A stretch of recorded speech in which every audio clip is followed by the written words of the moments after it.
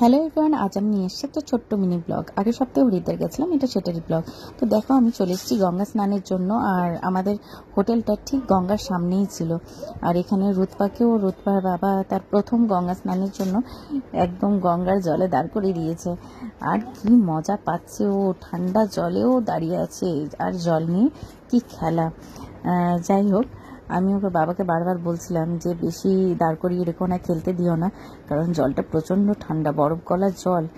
এত অভ্যেস নেই, ঠান্ডা লেগে গেলে মুশকিল হয়ে যাবে। আর ওর তাতেও কোনো কিছু, দেখো, কোনো ঠান্ডা বলে কান্না কিছু নেই। টানের পর এবার মুড়ি চপ নিয়ে বসে পড়েছি, সাথে কচুরিও ছিল।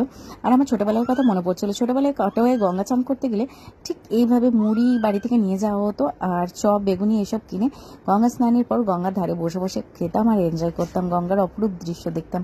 আজ অনেকদিন পর ছোটবেলায় যেন সেই দিনটা যেন ফিরে পেলাম। খাওয়া দাওয়া করে বেরিয়ে পড়েছিলাম বাজারের উদ্দেশ্যে।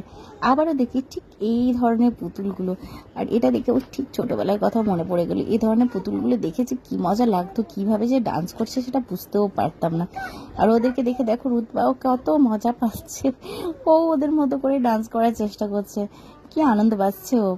আর তারপরে আমরা ফিরে এলাম হোটেলে, আর আমার ছোট্ট ডল, সেও একটা হাতে করে ডল নিয়ে হোটেলে ফিরে এলো। ব্যাস, হয়ে গেল এটুকুই ওর খেলা। আর তারপরে এবার সন্ধ্যা নামার পালা। আর কত সুন্দর লাগছে দেখো, পাখিরা ফিরে যাচ্ছে তার নিজের নিজের বাসায়, সূর্য অস্ত হচ্ছে গঙ্গার ধারে।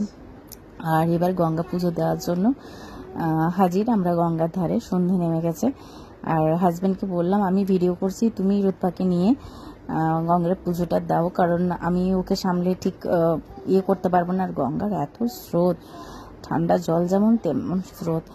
তো যাই হোক, আমি হাজব্যান্ডকে বললাম, তো উনি দিলেন। আর সত্যি বলছি, এত ভালো লাগে আমার বারবার হরিদ্বার, আমার প্রায়শই আমার হরিদ্বার যাওয়াই হয়। আর ওখানে গেলে সত্যি বলছি যেন আমি শান্তি খুঁজে পাই, মনে এত শান্তি লাগে, এত ভালো লাগে, ফিরে আসতে মন চায় না।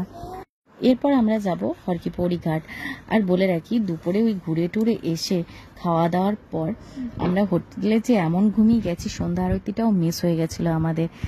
যাই হোক, গঙ্গা পুজোটা দিয়ে বেশ ভালো লাগলো।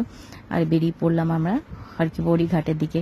আর অন্য অন্য বারের তুলনায় দেখি এবারে হরকিপৌড়ি এই ঘাটে ভিড়টা কম হতে পারে, কিছুদিন আগে কুম্ভ মেলা হয়েছে, সেই জন্য এখন ভিড়টা একটু কম।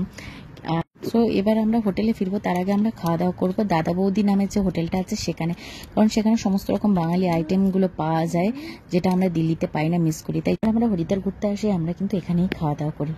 তো যাই হোক, আজকের ব্লগটা এই পর্যন্তই। আপনাদের কেমন লাগলো অবশ্যই করে যেন কমেন্ট করে জানাবেন। Thank you for watching.